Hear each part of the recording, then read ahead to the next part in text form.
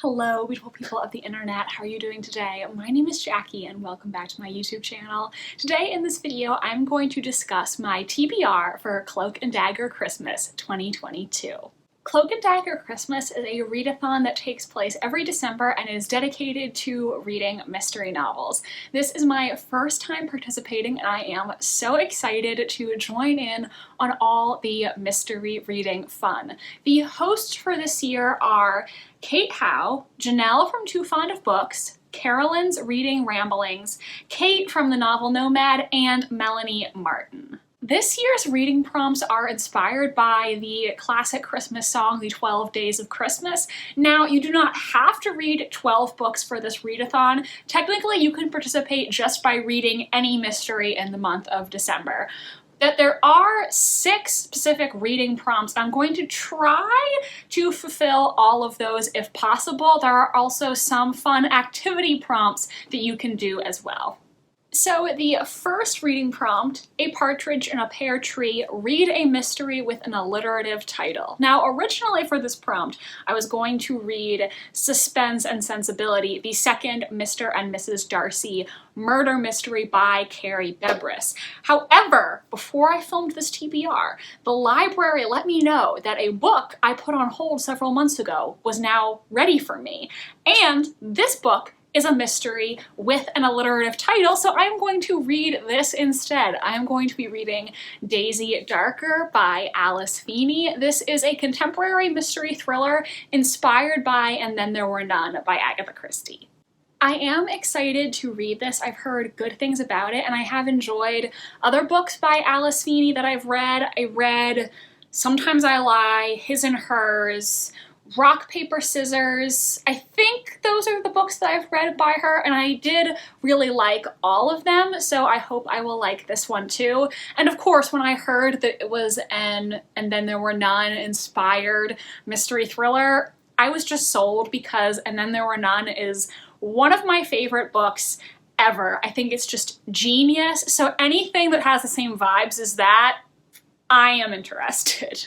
This book takes place on a remote island off the coast of England where Daisy Darker and her family are gathering for Nana's 80th birthday party. However, over the course of the night, the tide will come in, Nana will die, and then the other members of the Darker family will start getting picked off one by one. Since my hold came in, I am going to read this ASAP, and I'm so glad that it just worked perfectly for my Cloak and Dagger Christmas TBR. Now, the next prompt, Two Turtle Doves, a buddy read. So, for this, I decided that my mom and I would buddy read a book together because my mom also really enjoys mysteries. She doesn't read as much as I do, but she does enjoy a good mystery book now and again. So I basically just said to her, listen, you can pick any mystery you want as long as there are 2 copies at the library and we will read it together.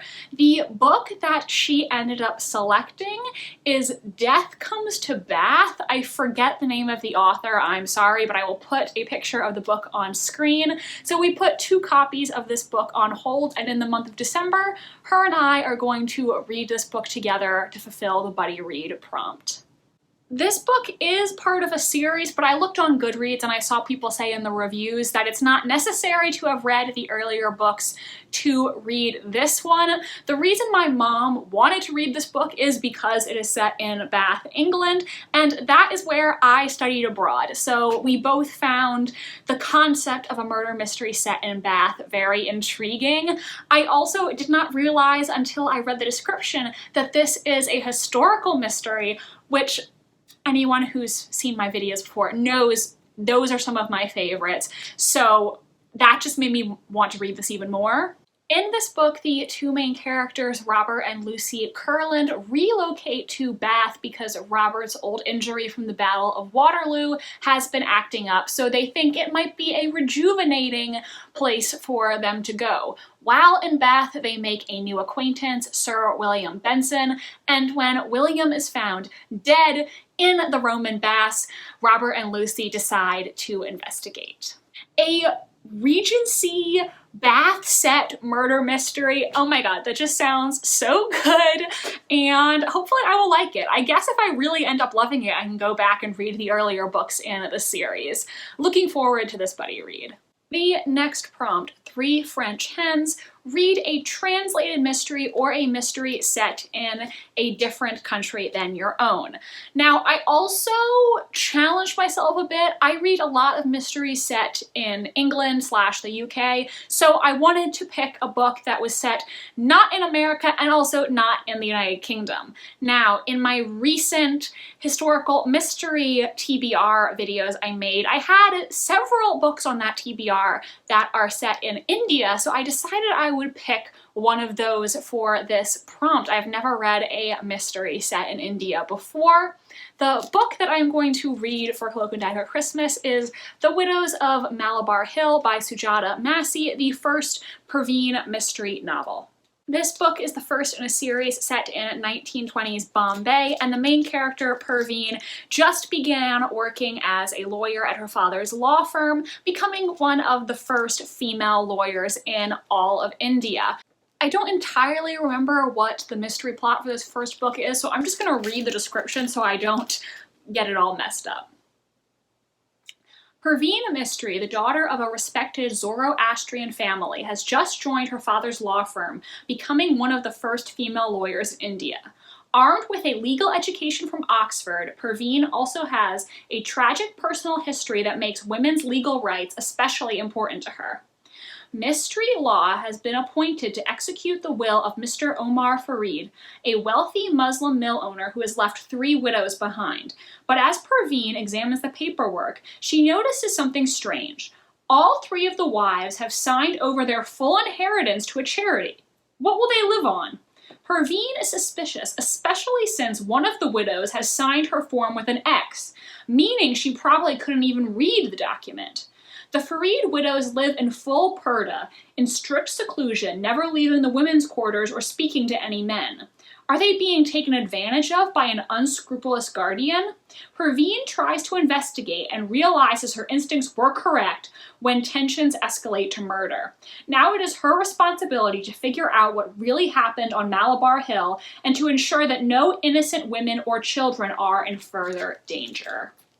I am excited for this one as well. This book has been on my TBR for a few years now, and there were several instances where I almost added it to one of my Scrabble TBRs and then changed my mind for whatever reason. So I'm happy that I'm finally going to be giving this first book a try. And like I said, I've never read a mystery set in India before, so I think it'll be really interesting. Now, 5 gold rings. Read a book with gold foiling on the cover. I only own 1 mystery with gold foiling on the cover, so this is the book that I'm going to read, and I am excited to read it. It's just, this means I'm going to be starting another series.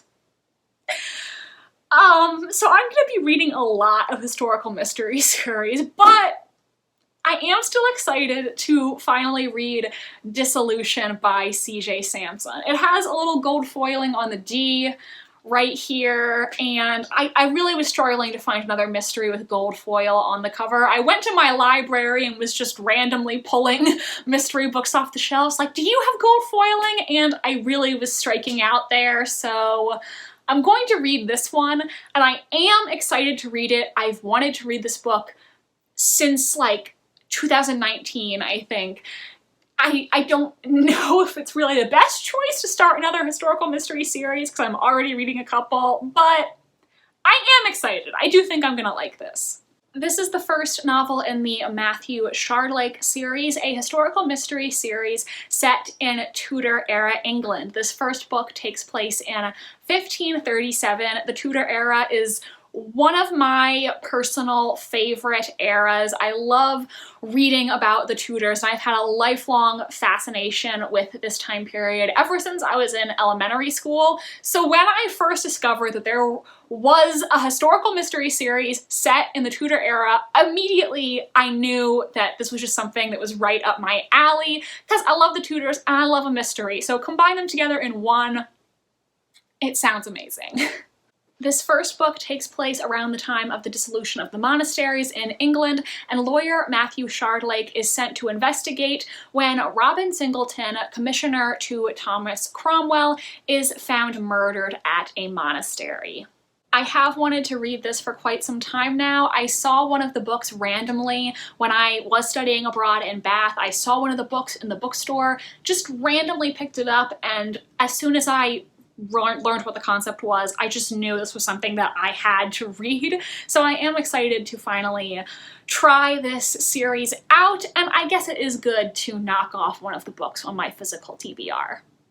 Next, for my wildcard read, I'm going to be continuing a historical mystery series that I've already started. So hey, that's good. It's good to continue series once you start them. I am going to be reading the Fleet Street Murders by Charles Finch. This is the third book in his Charles Lennox series. This series follows Victorian-era gentleman sleuth Charles Lennox as he solves crimes in 1860s England. I was not planning to read this book this month originally because I just read book 2 this September. Wow. Because I just read book 2, The September Society. Wow, why was that so hard to say? Alliteration is tricky. I just read that book this month in November, so I wasn't planning to read another Charles Lennox book immediately after. However, I saw that this book takes place around Christmas, so that made me really want to read it ASAP. I think that would be so fun to read a mystery that takes place around Christmas during the Christmas season. Finally, the prompt for 10 Lords a Leapin' is to read a mystery that has nobility in it.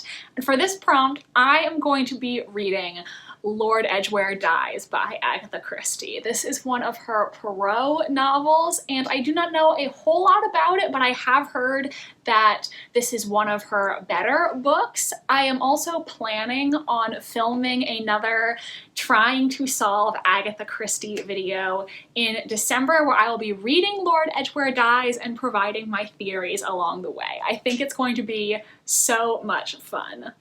This book was also previously published under the title 13 at Dinner.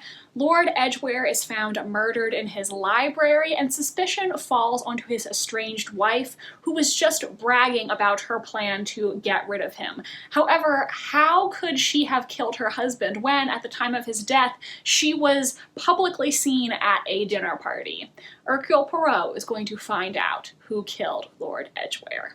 I think it will be really fun to film another one of those Trying to Solve Agatha Christie videos. I really had a lot of fun with the video I did for Murder at the Vicarage, even if I did not guess correctly. So I'm going to make another one of those videos for this. I think I'm gonna go get some supplies to get my detective on, maybe a nice really big poster board that I can pin on my door over there.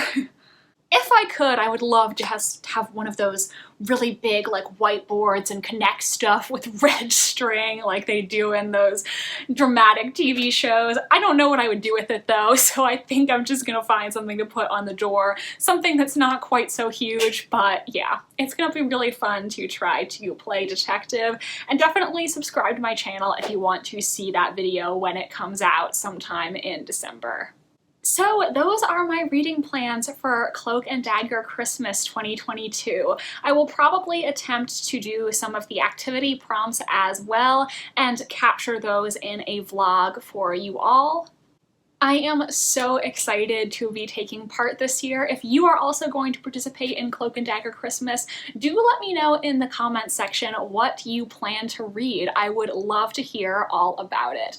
I hope you enjoyed this video. If you did, make sure to give it a big thumbs up and subscribe to my channel if you want to see more from me. I post new videos every Wednesday and Sunday. My social media links are down below if you want to follow me on Tumblr, Instagram, or be my friend on Goodreads. Thank you so much for watching, and I hope you have a delightful rest of your day. Bye, and I'll see you in the next video.